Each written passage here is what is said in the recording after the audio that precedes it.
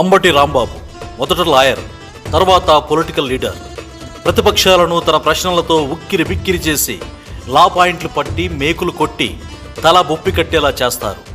మాట తడబడకుండా ప్రత్యర్థులను మడతపెట్టేస్తారు. మైకో మైకో మైకో అంటారు. రోజు ఒక మైక్ తెచ్చుకోమనండి నాకు అర్థం కాలేదు.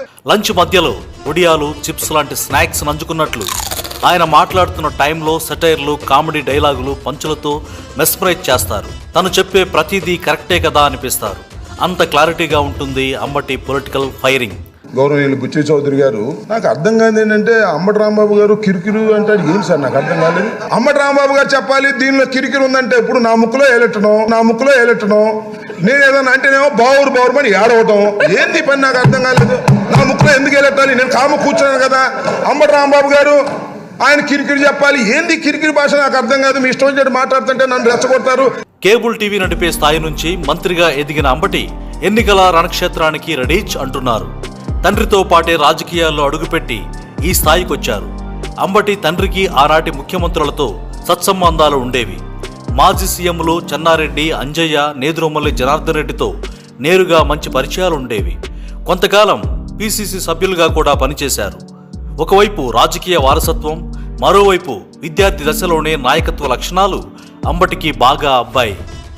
కాంగ్రెస్లో చేరిన తర్వాత 31 ఏళ్ల వయసులోనే ఎమ్మెల్యేగా అయ్యారు అంబటి రాంబాబు. 1988లో గుంటూరు జిల్లా Congress party legal cell convener, 1994లో జిల్లా యువజన కాంగ్రెస్ అధ్యక్షుడిగా, సాంప్రదాయేతర ఇంధన వనరుల అభివృద్ధి సంస్థ చైర్మన్గా చేశారు. 1989లో రేపల నియోజకవర్గం నుంచి కాంగ్రెస్ పార్టీ తరపున పోటీ చేసి తొలిసారి శాసనసభ్యుడిగా అసెంబ్లీకి ఎన్నికయ్యారు. అప్పట్లోనే పబ్లిక్ అకౌంట్స్ కమిటీ సభ్యుడిగా పనిచేశారు. వైఎస్ రాజశేఖర రెడ్డికి అంబటి వీరాభిమాని. ఆయన మరణం తర్వాత వైసీపీలో చేరారు. వెనక్కి తిరిగి చూసుకోకుండా దూసుకెళ్తున్నారు. వైఎస్ఆర్ కాంగ్రెస్ పార్టీలో చేరిన మొదటి వ్యక్తిగా కూడా అంబటికి గుర్తింపు ఉంది. రాసుకో జగన్ రాసుకో అన్నారు. ఏదండి ఆయన రాసుకోమన్న ఆయన కనపడ్డే ఎక్కడికి వెళ్ళిపోయాడు, ఏమైపోయాడు? చాలా మంది అధ్యక్ష ఈ సందర్భంగా మీ ద్వారా సభకు మనవి చేస్తున్నా, రాసుకోమన్న వాళ్ళు మా సభానాయకుడు జగన్మోహన్ రెడ్డి గారిని దూషించిన వారు కనుమరుగైపోయారు. ఆ దశలో గుర్తుపెట్టుకోండి. పాపం ఒక్కరే మిస్ అయ్యారు. అచ్చెన్నాయుడు గారు పొరపాటున వచ్చారు. తర్వాత వారిని నెక్స్ట్ టైం జగన్మోహన్ రెడ్డి గారు చూస్తారని కూడా మనవి చేస్తాం.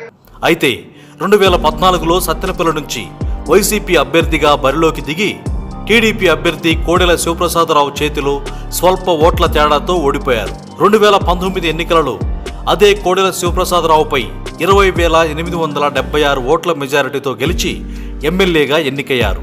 ఇప్పుడు మంత్రిగా రాణిస్తున్నారు. కోడెలపై విజయం తర్వాత విపక్షం అంబటిని ఎన్ని రకాలుగా టార్గెట్ చేసినా వాటిని తిప్పికొడుతున్నారు. సుదీర్ఘ రాజకీయ ప్రస్థానంలో అంబటి రాంబాబు ఎదుర్కొన్న ఇబ్బందులు ఎక్కువే. అయినా పడిన ప్రతిసారి అంతకంటే వేగంగా లేచి నిలబడడం అంబటి నైజం. ఏదైనా విషయం గురించి విపక్షంపై ఎదురుదాడి చేయాలంటే అంబటి తర్వాతే ఎవరైనా అనేది అందరికీ తెలిసిందే. మద్యం రాబడి పెరిగింది, వాడకం తగ్గింది. 2 పెగ్గులు తాగేవాడు 1 పెగ్గు తాగి పడుకోవాల్సిన పరిస్థితి వచ్చింది. ఇవాళ 1 పెగ్గు తాగుతాడు, రేపు 1/2 పెగ్గు తాగుతాడు. ఆ తర్వాత తాగడం కంటే ఇంటికి వెళ్ళి పడుకోవడం మంచిదని నిర్వహించుకుంటాడు. అలాంటి మానసిక స్థితికి తీసుకురావడం కోసమే వైఎస్ఆర్ కాంగ్రెస్ పార్టీ ఈ విధానాన్ని అవలంబిస్తుంటే పోలీసులు అమ్మేస్తున్నారు, ఆబ్కారీ వాళ్ళు అమ్మేస్తున్నారు. ఎక్కడా దొరకని అంబటిని ఎలాగైనా ఇరికించాలని, రచ్చరచ్చ చేయాలని, పరువు తీయాలని, ఆయన్ను బజార్కి ఈడ్చాలని ఒక మీడియా సంస్థ ఒక మహిళా రిపోర్టర్తో ఎరవేసింది.